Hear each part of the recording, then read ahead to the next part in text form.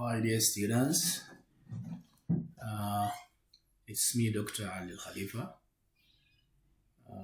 Together we are going to enjoy Tefl course, which is a very important course I guess, because it prepares the students, especially those English language students, to be, English language teachers. Even those who are not motivated to teach, they will help them a lot to do, or any kind of job that they or career they choose to do in their future endeavor.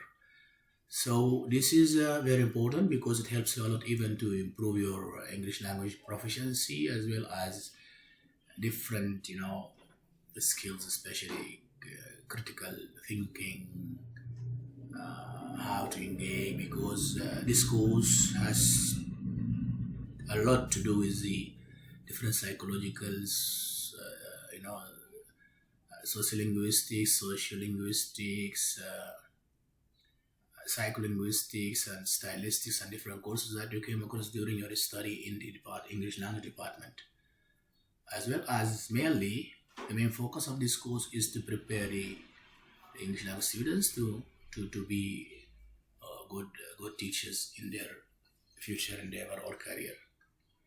When we look at the acronym TEFL, it stands for Teaching English as a Foreign Language. Because we have TEFL, we have TESL.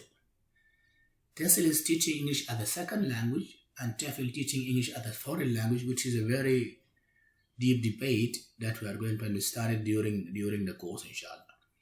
Our lecture today begins with language learning and teaching.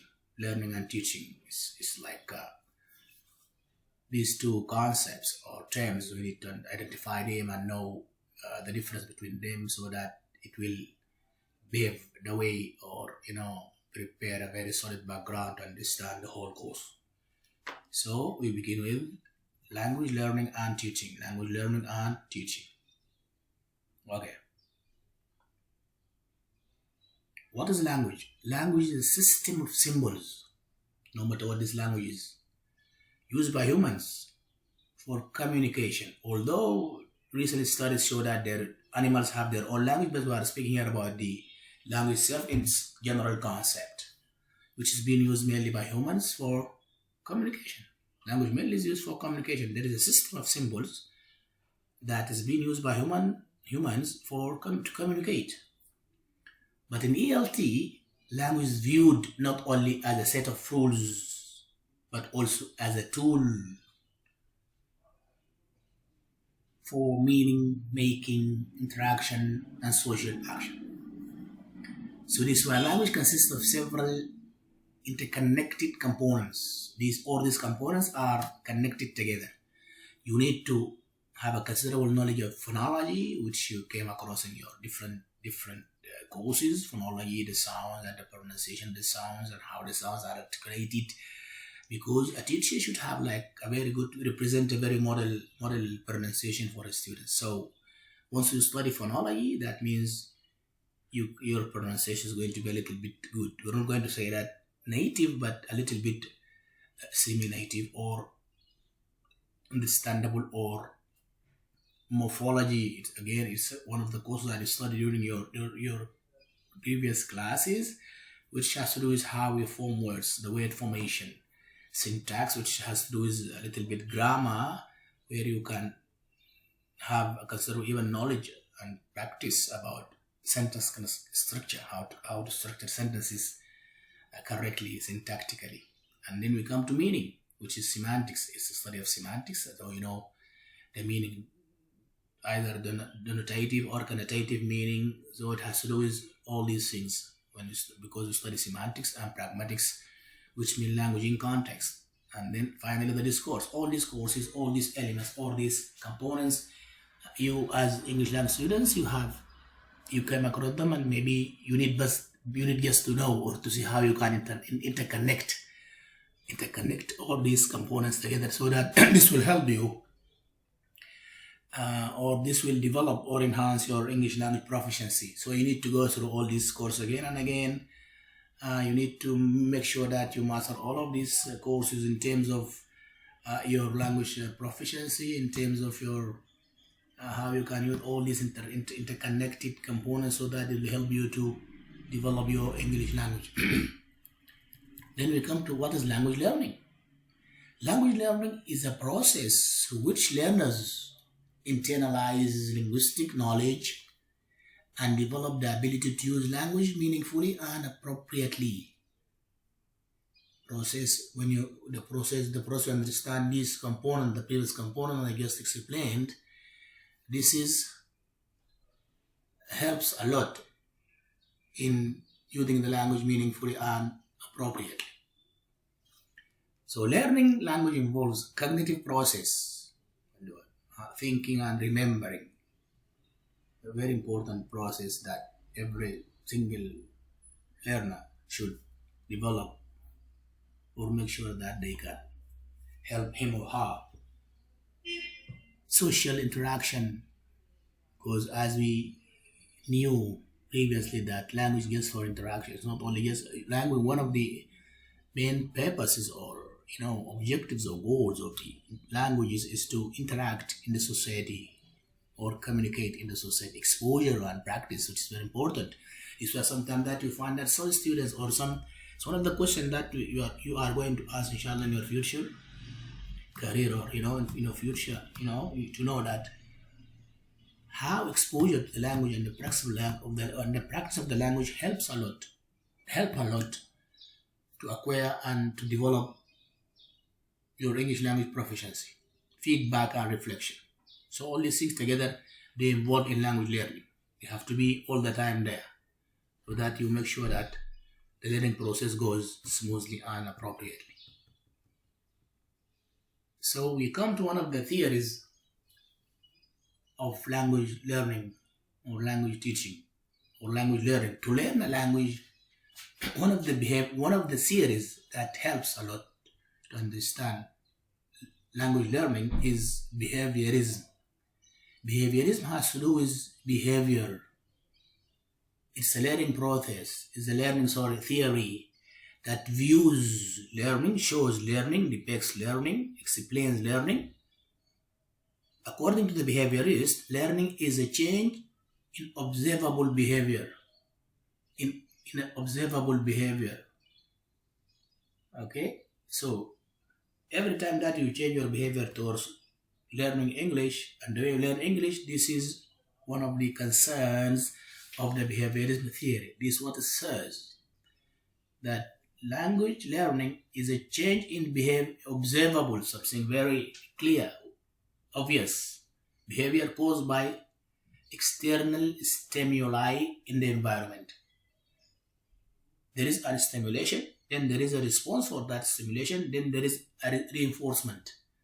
According to the behaviorist, learning does not involve mental processes such as thinking or understanding. Instead, it is the result of conditioning. We'll go deeper, explain that. So, key figures associated with behaviorism include Ivan Pavlov, John B. Watson, and B. F. Skinner. Those who are behaviorists, they are considered as behaviorists. They do believe strongly in this learning theory to enhance the learning processes. Those who are the founders, we can say, those are the godfathers of the behaviorism theory. In ELT, behaviorism strongly influenced early teaching methods, especially in the mid-20th century. What are the core principles of behaviorism? Number one, stimulus response mechanism. That means learning occurs when stimulus produces a correct response. For example, what's your name? This is stimulus. The response is, my name is. Wow, nice to meet you. This is reinforcement. Okay, so the example here, teacher says, repeat, I'm going to school. Students repeat this sentence accurately. I'm going to school. Students, I'm going to school.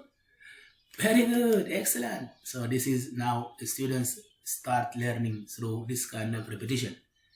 So this is again, it's a kind of developing, or it's a kind of enhancing this habit of repeating what the teacher or anybody says. So the teachers, when the teacher says, I'm going to school, this is a stimulus. When the students repeat the same sentence, this is a response. When the teacher say, wow, this is fine, excellent, very good, this is the reinforcement. So every time the teacher says something, the students repeats, they expect this kind of positive reinforcement, so they feel happy and highly motivated to do it, so and so. So they try to use their behavior to learn. The second one is habit formation. Language learning is seen as the formation of correct habits. Correct habits. Through repetition, learners develop automatic language use.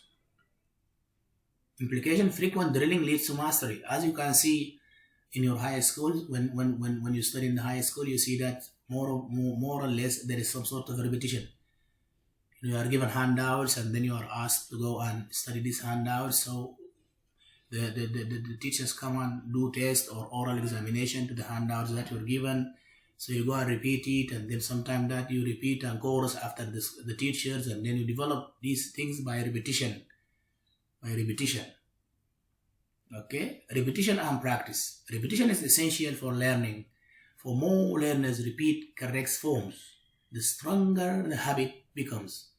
So through repetition and practice, students learn properly. Typical activities: choral repetition. You repeat when the student repeat in group like a chorus. So this is a choral repetition. Substitution drills you give them, and then pattern practice. So repetition can go through these type of activities. You give the students something and then they chorus, and then you give them drilling or exercise, and then you substitute certain words or phrases, and then you give them like a pattern, so they practice it according to that pattern you give to the students. Reinforcement. Correct response must be reinforced to strengthen learning. We have two types of responses or reinforcement. Positive reinforcement, to praise the students, say wow, approval, or rewards. You give them reports.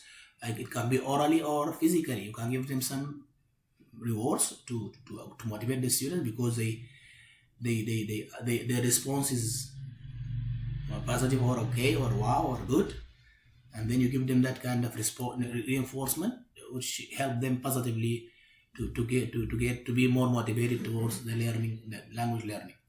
Negative reinforcement, which is not recommended: correction or removal of an unpleasant condition.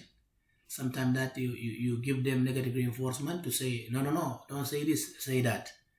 It has to be in a very limited context. Excellent, very good pronunciation. This is positive. Error avoidance. Error are seen as bad habits that should be avoided because they may become permanent. So, teaching implication: immediate correction is necessary. Learners should not guess freely. Okay. Behaviorism in language learning. From a behaviorist perspective, language learning is mechanical, imitative, form-focused, and teacher-controlled. So learners are expected to listen carefully, repeat accurately, memorize structures, respond quickly. Okay. So this is behaviorist theory. Thank you very much, and see you next lecture.